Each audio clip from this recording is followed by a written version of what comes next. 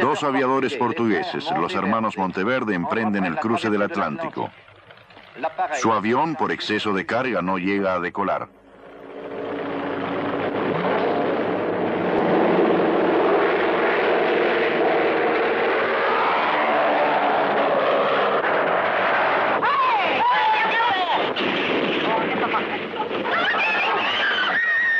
TF1 y Pathé Cinema presentan la historia de la aviación.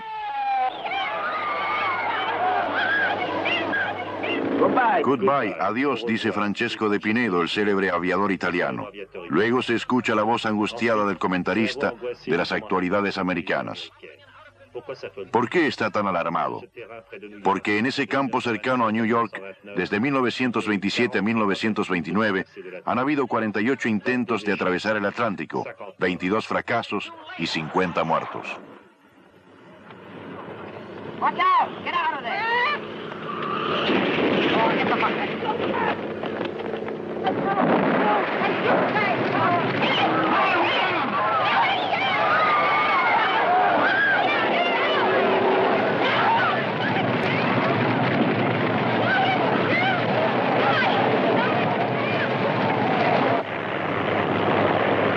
A los que han muerto y a los que lograron volar como Chamberlain y Devine o como el almirante Byrd, a ellos les debemos los lazos mágicos por encima de los continentes. Fueron ellos quienes trazaron las rutas del cielo.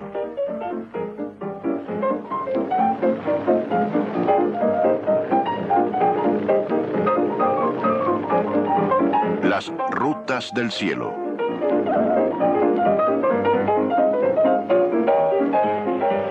La más extraña de todas las aventuras sucedió en este avión, el Bernard 191, rebautizado Pájaro Canario. Todo esto ocurría en Estados Unidos. Antes del 29 de junio, ese gran avión amarillo debía intentar el cruce del Atlántico. La prensa estadounidense había venido a filmar a la tripulación. Eran 3 franceses. Muy tranquilos, hablan un inglés bien fluido. Al centro, el jefe de la expedición, un joven financista bordelés llamado Armand Lottie. Él también ha preparado el pequeño discurso de su compañero, René Lefebvre. Apuntado por Lottie, Lefebvre dice que están contentos de que las condiciones se mantengan favorables y que esperan llegar sin problemas a París. Enseguida, Lottie cede la palabra a su piloto.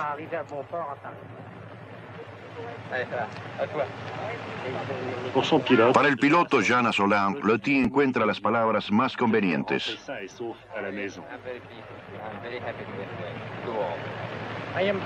Estoy muy feliz de ir a casa y espero regresar sano y salvo.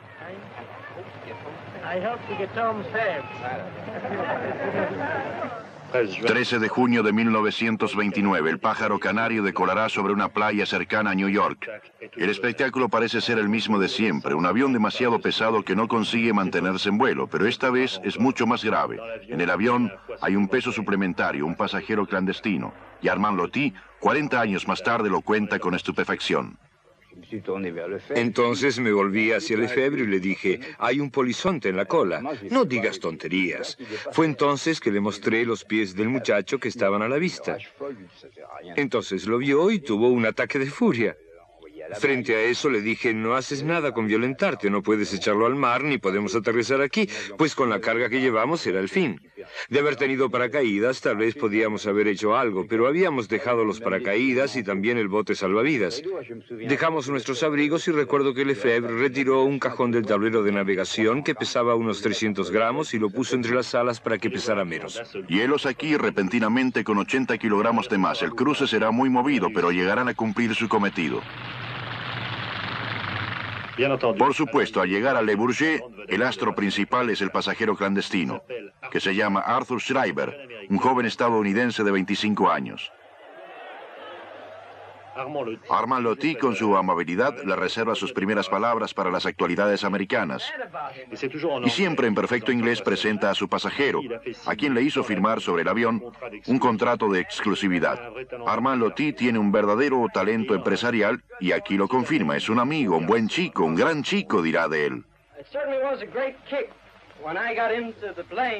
Y Arthur Schreiber también ha aprendido bien su lección. Dirá, le estoy profundamente agradecido a estos tres grandes pilotos de que me hayan permitido continuar el viaje con ellos. Son los primeros franceses que atravesaron el Atlántico, los mosqueteros del pájaro canario.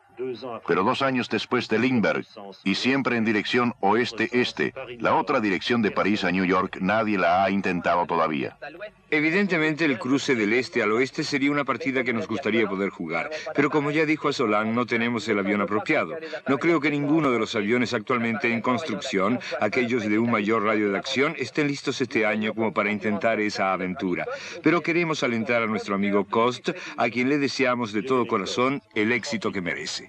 Dieudonné Coste, 38 años, el más brillante, el más célebre de los aviadores franceses de aquella época, un héroe de la guerra del 14, pionero de las líneas comerciales, piloto de prueba, acaba de ganar toda una serie de récords de distancia. Logró realizar el primer cruce del Atlántico Sur y la vuelta al mundo con el piloto Lebris. Pero para el intento París-New York, Coste elige embarcarse con el mecánico Maurice Bellon, el de la derecha. El avión que usaron fue un modelo perfeccionado del Breguet 19, el mejor avión de Grand Raid de los años 30.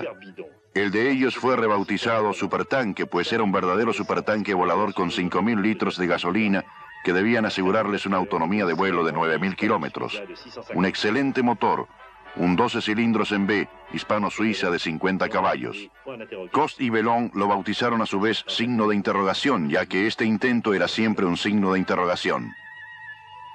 1 de septiembre de 1930, 9 horas de la mañana en Le Bourget. La señora de Coste limpia cariñosamente la cara de su marido y a la izquierda del cuadro la señora Bellon ajusta los tirantes del suyo.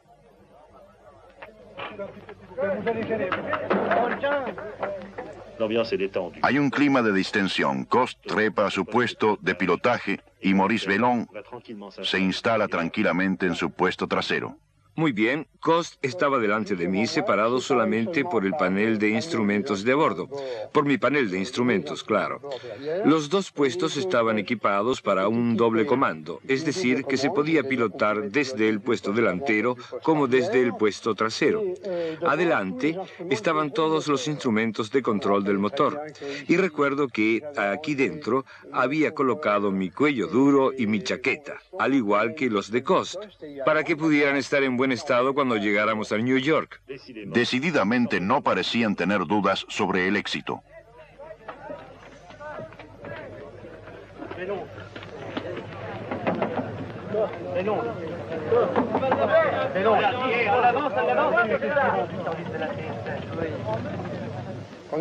Cuando empezamos a dar nuestros últimos apretones de manos a todos aquellos que estaban despidiéndonos, les decíamos adiós y hasta pronto, y estábamos seguros de que era hasta pronto. Y es cierto, aquí lo tienen diciendo adiós, adiós y hasta pronto.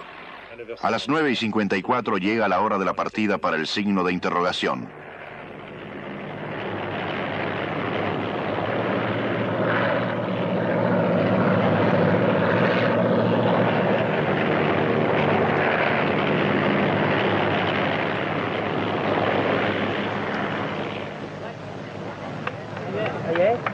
Bravo.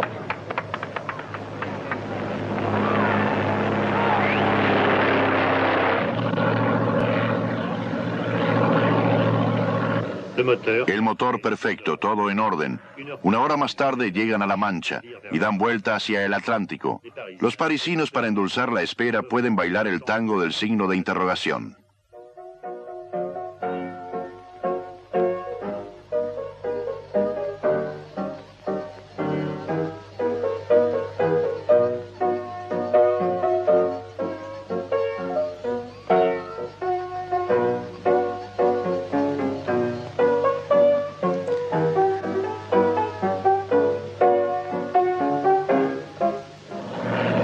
Después de 37 horas y 37 minutos de vuelo, el signo de interrogación llega a New York.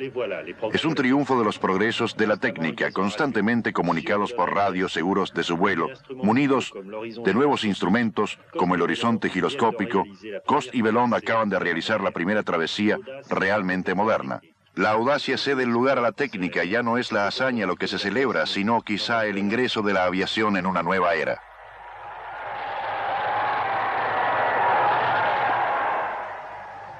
Pero fue una hermosa hazaña de todos modos, y qué emoción, qué recuerdo imborrable el de esta llegada para Maurice Bellon. En ese momento el campo fue invadido, el gentío rompió las barreras, y lo que más me sorprende ahora al ver estas imágenes de entonces es ver todos esos flashes, ya que en ese momento estaba cayendo la noche y se hacía necesario tomar las fotos con flash. Entonces, cuando se ve el avión así, rodeado de nubes de humo, de destellos, bien, es algo que siempre asombra a todos los que ven el film. ¿Quién es? Los reporteros de Pathé Journal para una entrevista con la señora Coste y la señora Bellon. Llega usted justo a tiempo, ya que las dos estaban preparándose para salir. ¿Son de Pathé Journal? ¿Pero qué quieren que les diga? Son ustedes muy indiscretos. Estoy realmente feliz y contenta, y ahora mi mayor deseo es el de volver a encontrarlo lo más rápidamente posible. Por otra parte, el 11, la señora Bellon y yo embarcamos en el París y navegaremos hacia New York, y seré portadora de todo el afecto y reconocimiento de nuestra querida Francia. Coste y Bellon se han ganado por derecho propio el tradicional desfile por Broadway bajo la lluvia de confeti y rodeados del entusiasmo general.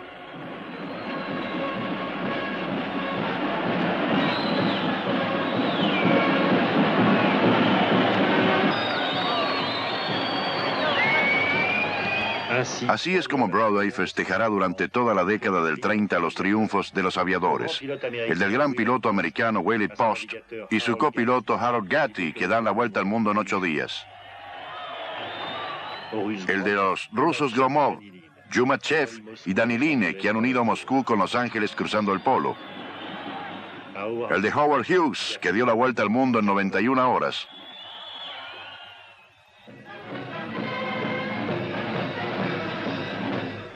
Pero más allá de todo este clima de fiesta que recae sobre los héroes, hay cientos de pilotos anónimos que empiezan a hacer su trabajo apaciblemente, día tras día, con seriedad. Los que crean los códigos aéreos desarrollan el estudio de la meteorología, y allí están surcando las rutas del cielo. La TAT, Transcontinental Air Transport, une por primera vez en 1930 ambas costas de los Estados Unidos, el Coast to Coast, desde el Atlántico hasta el Pacífico, con los trimotores producidos por el gran fabricante de automóviles Henry Ford, que ha copiado el célebre trimotor Fokker, un nuevo tipo de avión y una nueva etapa en la historia de la aviación. Se necesitaban 5 días de tren para cruzar los Estados Unidos. Ahora esto se hace en 36 horas. Para todos los grandes países como Estados Unidos y Rusia, la aviación es un enorme paso adelante. En la Unión Soviética, la Aeroflot acomete la empresa, en el comienzo de la década del 30, de unir Moscú con Asia Central, con Siberia, su gran estepa del norte.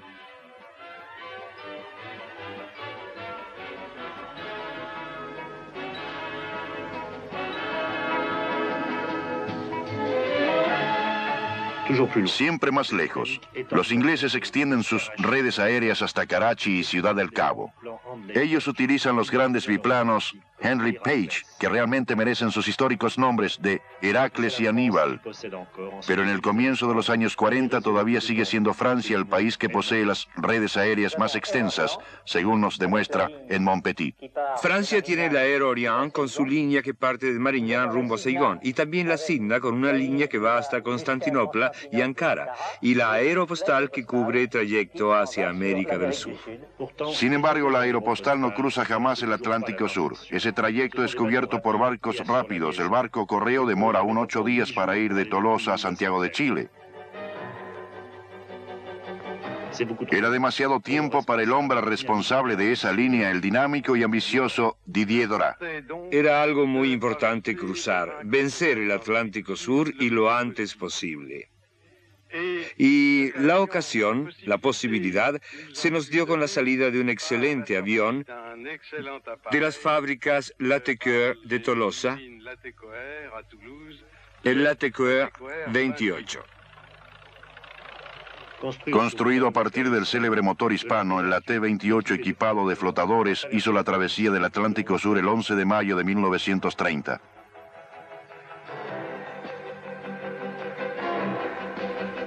A bordo de la aeronave, 3 hombres, un piloto, Jean Mermoz, un radiotelegrafista, Jimmy, y un copiloto, Jean Dabry.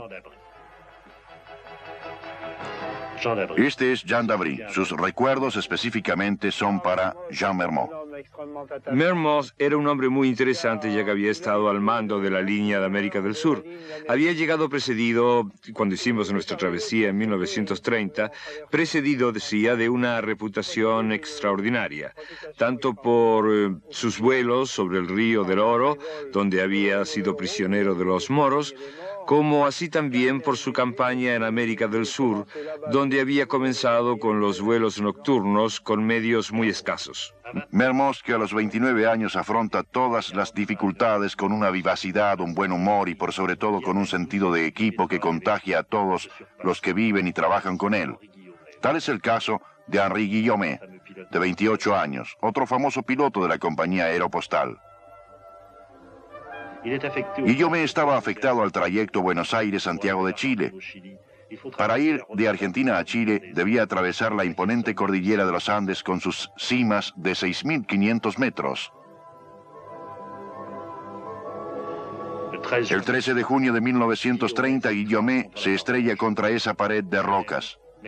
Indemne pero perdido en las montañas, caminará durante horas, noche y día, sobre la nieve, en ese frío atroz, luchando desesperadamente contra la fatiga y el sueño mortal. Y será salvado. Luego dirá, lo que hice ninguna bestia salvaje del mundo lo habría hecho.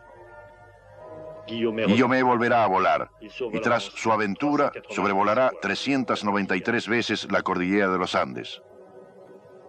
Del otro lado está Santiago de Chile, en aquella época una ciudad próspera y apacible.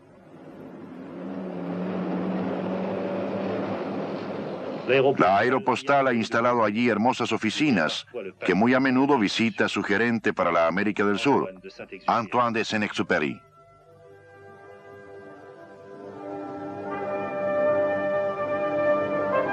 Saint-Exupéry, un piloto que es además un gran escritor. Correo del Sur, Vuelo Nocturno, Tierra de Hombres, libros que dejaron marcas en los jóvenes de su época.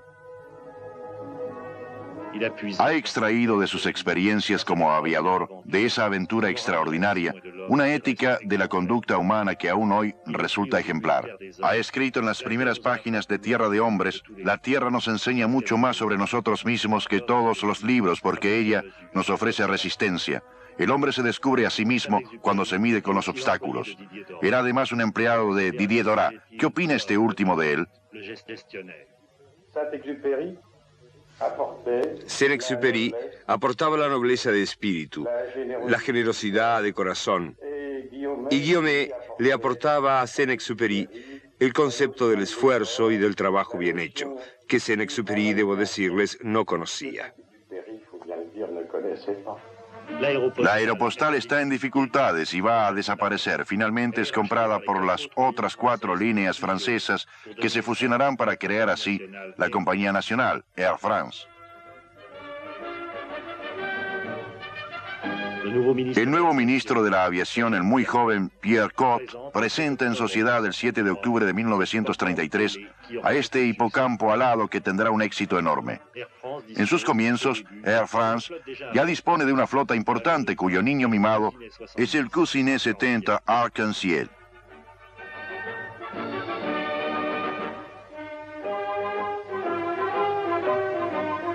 Un extraño avión. Es recibido como una maravilla. La novedad de su estructura y la elegancia de sus líneas despiertan grandes elogios. Pero su vuelo es defectuoso. Su constructor, René Cousinet, exaltado hasta el delirio en un principio y luego criticado, acabará en la miseria y más tarde se suicidará. Aquí se lo ve en tiempos de gloria todavía en 1934 cuando se embarcaba con Mermoz para la travesía del Atlántico Sur. Mermoz, que ha sido nombrado jefe de pilotos de la Air France y que en 8 oportunidades dará muestras de su enorme valor para llevar su aeronave a buen puerto.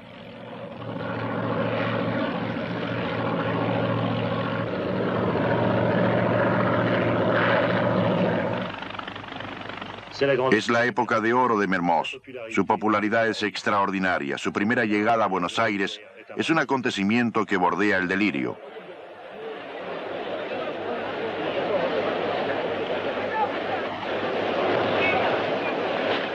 A su regreso, París le tiene reservada una sorpresa honorífica. Una escolta de aviones caza y, como siempre, el ministro del Aire, Pierre Cot, listo para recibirlo.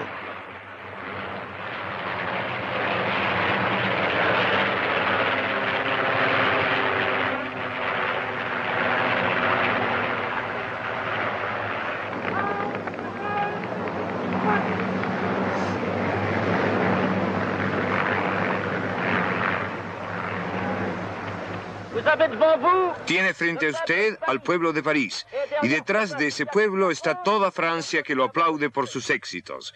Y si me repito es porque simplemente estoy muy emocionado. En nombre de toda la aviación y en el nombre de Francia, gracias. Un hermoso discurso, pero no del todo sincero. La verdad de los hechos es que Mermoz era un hombre políticamente peligroso para un ministro de izquierda como Pierre Cot. He sabido que todos aquellos aviadores eran hombres notables, pero en su mayoría eran gente de derecha. La mayor parte de esos aviadores que desfilaban por las calles, por los campos elíseos, eran gente que ya estaba contaminada por un fermento que luego estallaría. Y tenían una ideología. De derecha, por supuesto. Todas esas ideas gestadas en la mística de la aviación, de pureza, de ser los mejores, en síntesis, del aviador superhombre, todo eso mal asimilado había llevado a Mermoz a embanderarse en las filas del coronel de la Roquette en las cruces de fuego. Mermoz se dejó llevar por su popularidad, comprenden. Él tenía una naturaleza leal, él se había comprometido ante el coronel de la Roquette y se mantuvo leal a él. Pero él sintió, me lo dijo él mismo, se sintió bastante inquieto por la posición en la que lo habían ubicado, ¿comprenden? Porque él habría preferido defender solamente a la aviación. El 7 de diciembre de 1936, Mermoz parte en su 24ª travesía del Atlántico Sur en los comandos del hidroavión La Tequer 300, Cruz del Sur. Ha sido nombrado inspector general de Air France. A pesar de su alto cargo, quiere seguir piloteando aviones. En el medio del Atlántico envía de pronto un mensaje: tenemos cortado motor trasero derecho. Después de ese, el silencio para siempre. La hipótesis más verosímil, que fue la que sostuvieron todos los que conocían esa máquina, fue que la hélice trasera derecha se desacopló y una trasera, una hélice como esa, propulsiva, al caer, seccionó el fuselaje y el avión cayó como un guijarro al mar. Y para nosotros, para todos los que lo conocimos, bueno, para nosotros esa pérdida fue algo terrible. A lo largo de la década del 30, la aviación se ve enlutada por una gran cantidad de accidentes. En el mundo entero se buscan las causas y las soluciones. En los Estados Unidos se observan los efectos a través de experiencias de contundente peligrosidad. En Francia comienza la era de los chapuceros. Estamos en los alrededores de Niza, dice el locutor de Pathé Journal, donde el aviador Albert Sauvin ha venido especialmente para intentar su experimento. El escenario que ha elegido no ofrece demasiadas seguridades. En este barranco erizado de rocas puntiagudas y de una profundidad cercana a los 30 metros, aquí mismo ha decidido precipitarse encerrado en una estrecha sobrequilla, munido de un dispositivo especial, que es un objeto de su invención y sobre el cual se han adaptado las alas del planeador. A una señal de Albert Sauvin, sus angustiados colaboradores empujan el planeador al vacío. Lamentablemente, la cola del planeador ha chocado en la partida con el borde de la pendiente. Ante el choque, el aparato dio vuelta sobre sí mismo y ha caído al fondo de esta garganta, por donde corre el delgado arroyo Bechevy. Tras ser liberado, constatamos que el aviador tiene fuertes contusiones en su brazo izquierdo. A pesar de su dolor, manifiesta su satisfacción ante el resultado de esta experiencia y da orden de quemar los restos del planeador.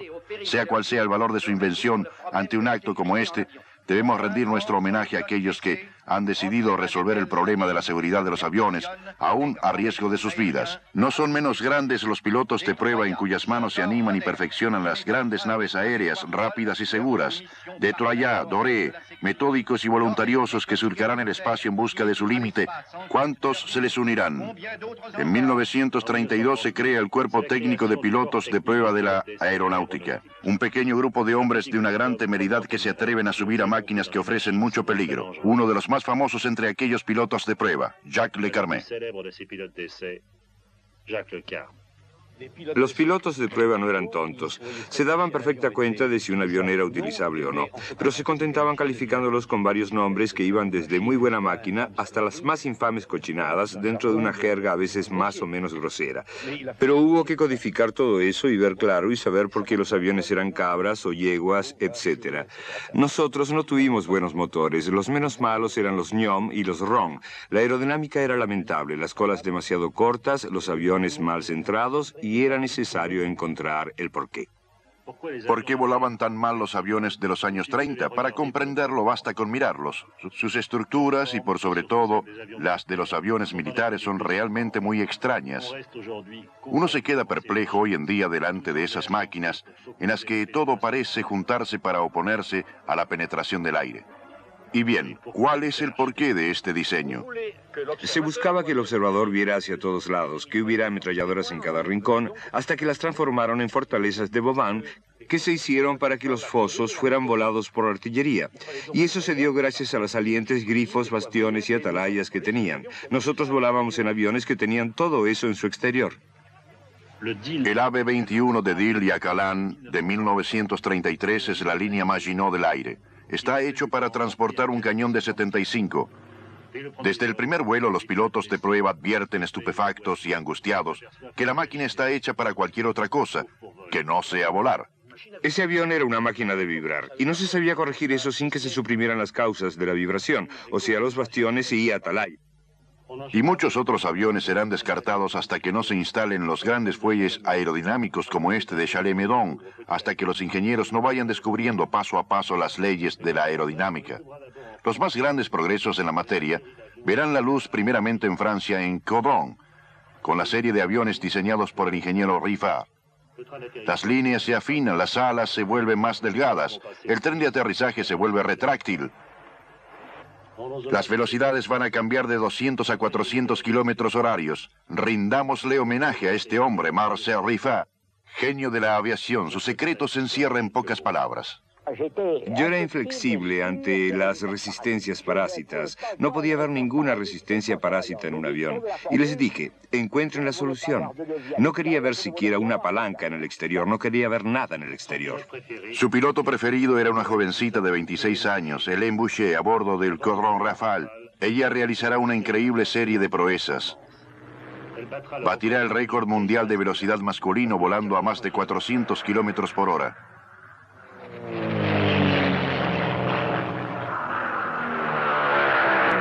Es la época de oro de la aviación femenina.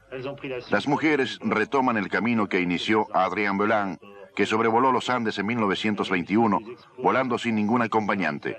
Ellas triunfan en proezas imprevisibles como Maryse Bastié, que bate el récord mundial de permanencia en el aire con sus 37 horas, y como Maryse Hills, que bate el récord de altura volando a 14.000 metros. Como la inglesa Amy Johnson, que vuela hasta Australia, como Amelia Earhart, la más grande entre todas. En 1932 hizo completamente la travesía del Atlántico. Ese mismo año cruzó los Estados Unidos sin escalas. Y en 1935 fue la primera en sobrevolar el Pacífico. Con Amelia Earhart, la aviación había alcanzado su cima, la cima de la popularidad en el corazón de millones y millones de habitantes del planeta.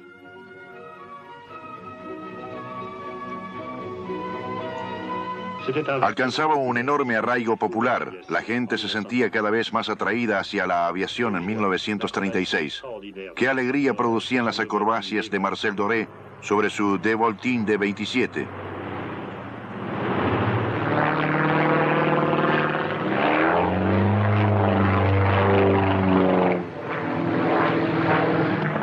Y Roland Toutain con su audacia increíble.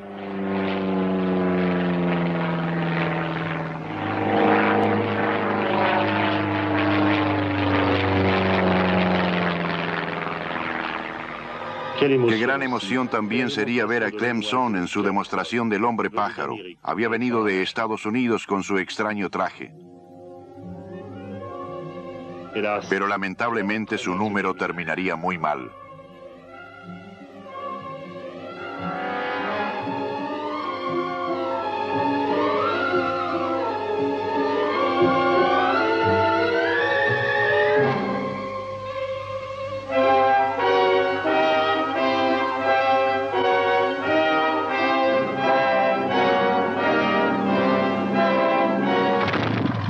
La gran manía de la época era la aviación popular. Un pequeño inventor francés, Henri Minier, propone un avión al alcance de todos, aún de los más inexpertos, una especie de bicicleta del aire. Su máquina muy pronto recibe el nombre de Piojo del Cielo, un nombre que le gusta mucho al señor Minier. Estoy muy emocionado. ¿Qué otra cosa puedo decirles? Pero puedo mostrarles cómo funciona el Piojo del Cielo. Un aparato bastante revolucionario, pero que demuestra que se puede volar en otros medios que los que ya conocemos. ¿Tendrá éxito? Puede ser que tenga éxito y como es un bicho feo se llama Piojo del Cielo. Y el piojo es persistente y pequeñito y se multiplica, habrá que esperar. Se multiplicó hasta tal punto que se construyeron más de 300. Algunos vuelan todavía, como este que están viendo, que es propiedad de un aficionado belga, el señor Fernando Essé. Un extraño personaje para un extraño avión. En verdad, el Piojo del Cielo fue y sigue siendo aún una máquina peligrosa. Creado para ser guiado por cualquiera, exige grandes conocimientos de aviación, aun cuando resulte tan simple para nuestro amigo Fernand. Pero sí, este es un avión que puede manejar todo el mundo. Basta con saber aterrizar y esto vuela solo, sin ninguna dificultad. Tan fácil, pues veamos. Ya cuando empezó con los preparativos lo miramos con cierta aprehensión. Entre 1934 y 1937, fecha en que se prohibió volar en este avión, el Piojo del Cielo ya había matado una docena de pilotos.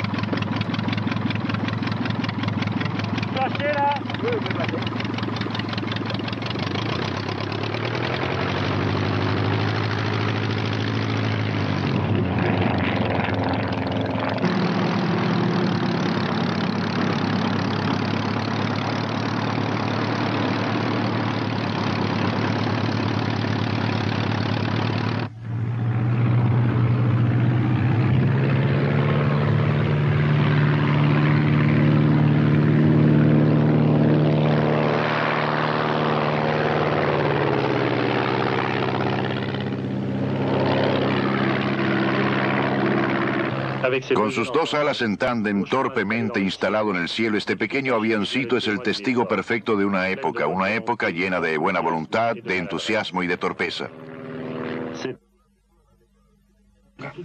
Pero durante toda la década del 30 el sueño persiste, atravesar el Atlántico pero con pasajeros, lanzar una línea comercial entre Europa y los Estados Unidos.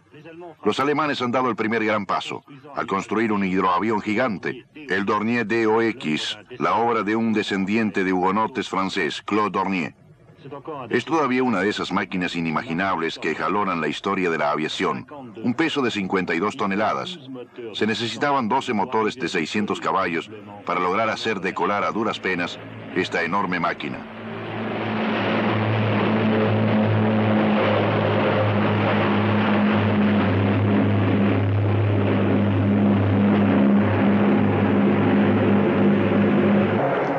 En su interior era más un barco que un avión. Tenía su sala de máquinas, un pasadizo que llevaba hasta el ala y que permitía que un mecánico fuera a inspeccionar o reparar los motores en pleno vuelo.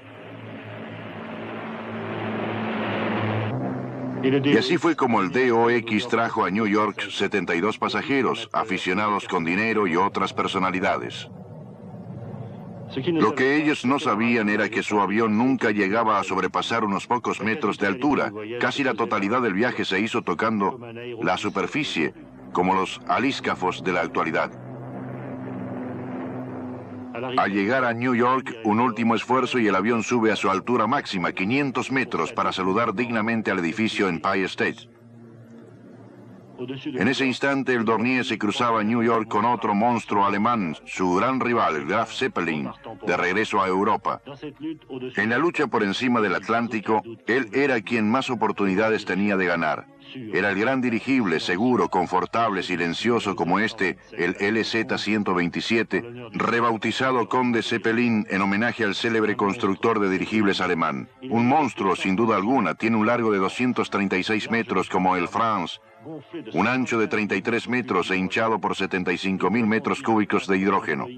Podían alojarse en él 4 Boeing 707 de la actualidad, un verdadero paquebote.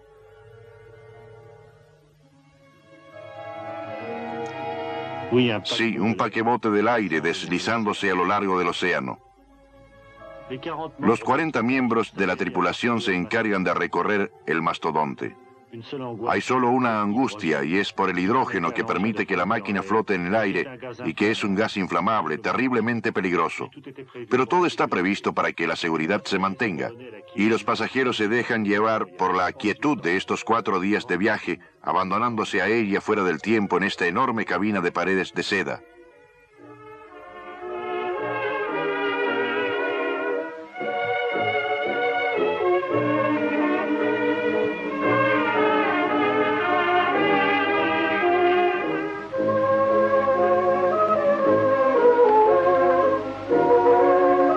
Se podía saludar con una sonrisa a los viejos reyes del Atlántico y dejarlos atrás rápidamente. Y esta era la llegada a Alemania, siempre triunfante. Era una revancha, una victoria de la técnica alemana. Llegadas siempre victoriosas para el comandante del Zeppelin, el famoso Hugo Heckener.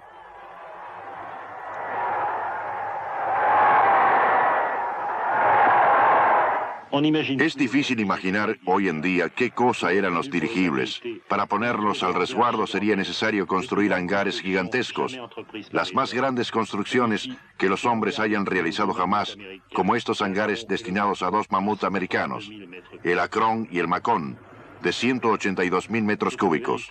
Eran verdaderos portaaviones voladores que podían llevar cada uno 6 aviones caza.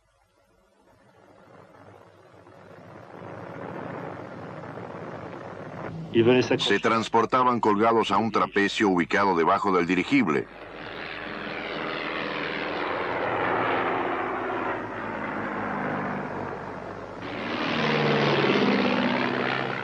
Pero estos mastodontes son muy vulnerables. Pocos días después que fueran tomadas estas escenas del amarre del Akron, el gran dirigible se pierde arrastrado por una tormenta. 73 muertos. Es el 13 de agosto de 1933.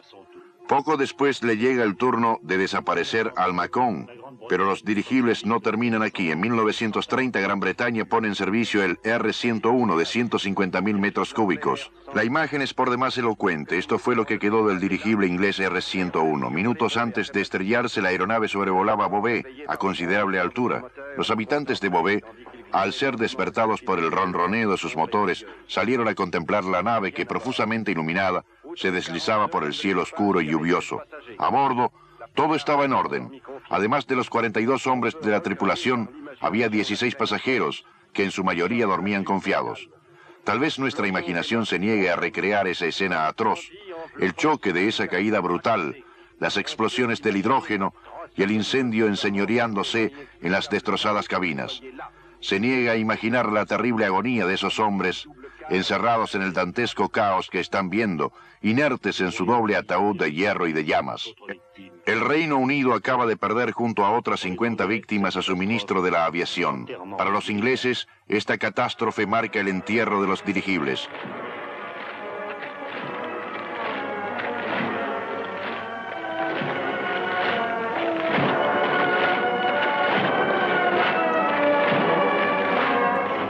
Contra viento y marea, los alemanes persisten y lanzan sobre el Atlántico al más grande de sus dirigibles, el Hindenburg, de 200.000 metros cúbicos. Al término de su 63ª travesía, el Hindenburg llega a New York el 6 de mayo de 1937. De repente, la inmensa nave aérea se encabrita. Tras las 2 explosiones se escuchan gritos espantosos, infrahumanos.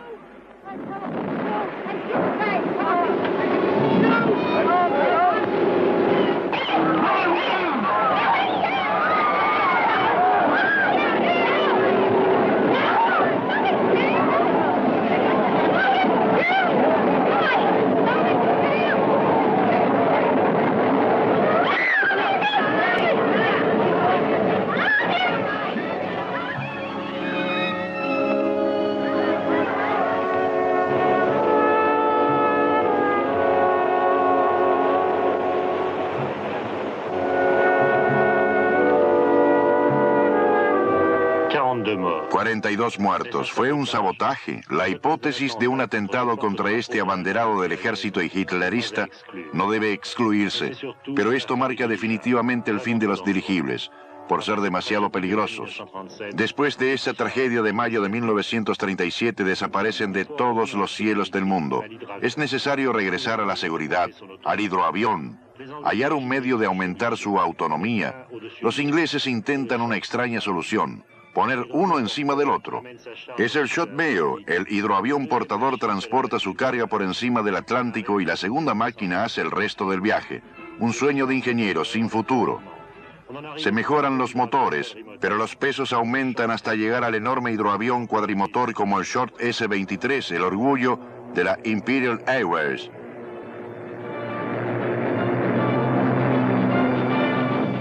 En 1938 los americanos ponen en servicio sus Clipper, las lujosas aeronaves de la Pan American Airways que enlazan New York con Marignane.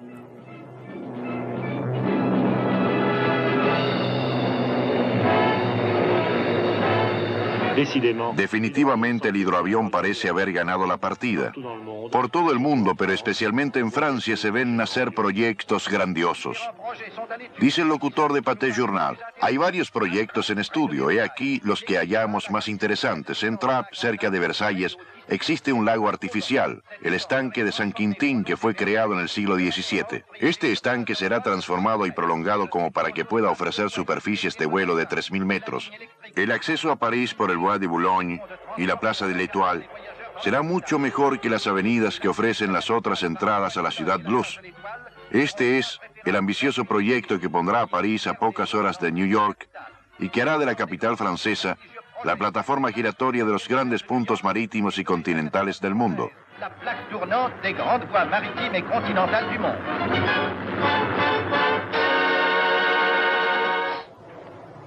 Nada de todo eso llegó a realizarse jamás, y 40 años más tarde ya no se habla más del hidroavión. Los escasos sobrevivientes de esta especie deambulan por los grandes lagos americanos o riegan los plantíos franceses como estos Canadair de amarillo plumaje.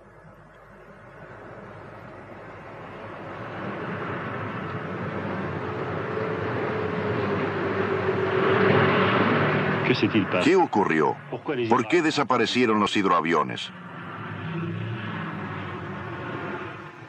Jean Dabry, el compañero de Mermoz, los ha piloteado. Sí, muy a menudo. Él conoce la respuesta, la dirá en pocas palabras. El curso de la historia dio pruebas de que el hidroavión era un mal barco y un mal avión. Pero esa no es la única respuesta. En 1936, en un hangar de los Estados Unidos, nacía el verdadero competidor del hidroavión, el Douglas DC-3. La seguridad, el confort, el silencio, la regularidad y la velocidad. Para hablarnos de esta maravilla convocamos a dos hombres. El primero, Jim Friedland, que tiene 27 años y pilotea en la actualidad este avión que tiene casi el doble de su edad. Y el segundo es el que construyó esta nave, el que hizo posible la gloria y la fortuna de tantas líneas aéreas, uno de los más grandes fabricantes de aviones de todos los tiempos, el señor Donald Douglas. En la actualidad, ya desvinculado de esta fábrica que lleva su nombre, Donald Douglas, ¿cuál fue su secreto? Creo que encontré la idea justa. No solo yo, sino toda mi gente. Básicamente, este es un avión que posee todo lo que tiene un avión moderno. Un buen diseño, una buena construcción, eso es todo. Escuchemos ahora a Jim Friedland. Es tan hermoso este avión con sus grandes alas, con uno de los primeros trenes de aterrizaje retráctiles, con sus motores Wright de 1200 HP, y estos motores tan confiables, realmente tan confiables. Es uno de los primeros aviones con alas bajas, con puerta falsa, sin tensores. Es un avión muy sólido. Este en particular tiene 75.000 horas de vuelo. Es como si hubiera dado 600 veces la vuelta al mundo. O como si hubiera volado 8 años completos sin detenerse nunca.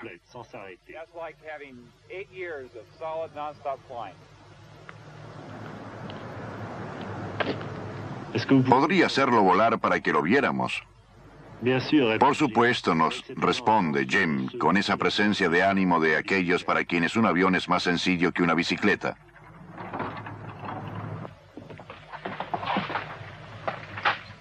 Una gran cabina con ventanillas semejantes a las de los trenes para 24 pasajeros en viajes de 2.000 kilómetros a 300 metros de altura, con un camarero de a bordo y 2 pilotos.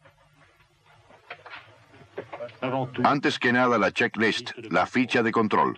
Todo se verifica cuidadosamente antes del vuelo. Es precisamente en estos aviones que comenzó hace 40 años este método de pilotaje, en base a la precisión de conciencia profesional, buscando constantemente la seguridad.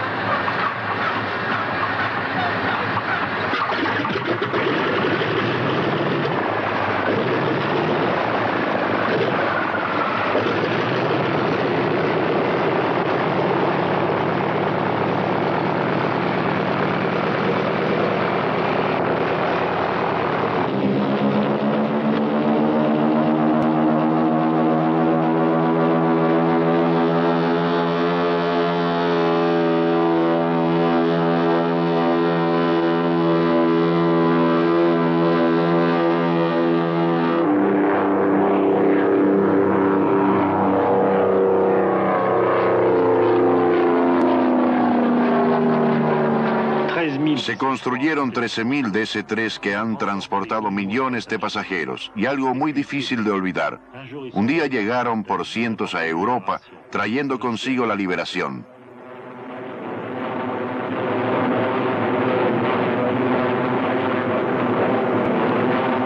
Se los llamaba los Dakota en aquellos tiempos. Son irreemplazables. ¿Cuánto más durarán? ¿Unos 10 años más? Fácilmente unos 40 años más. 40 años más. No, jamás será reemplazado el viejo y querido DC-3. Todavía hay 3.800 de ellos volando por los cielos del mundo. Un récord absoluto de longevidad. Es por eso mismo que merece este lugar de honor en la historia de la aviación. Otros aviones parecidos a él han surcado los cielos, el Boeing 247, el de Dewoittin 338, el Bloch 220, pero el DC-3 es el único que vuela todavía hoy, 40 años más tarde. Y el logro mayor del DC-3 fue el de imponer definitivamente la supremacía del avión frente a todos los otros medios de transporte aéreo. Desde él en adelante, el cielo tiene un rey absoluto y definitivo, el avión y solo él.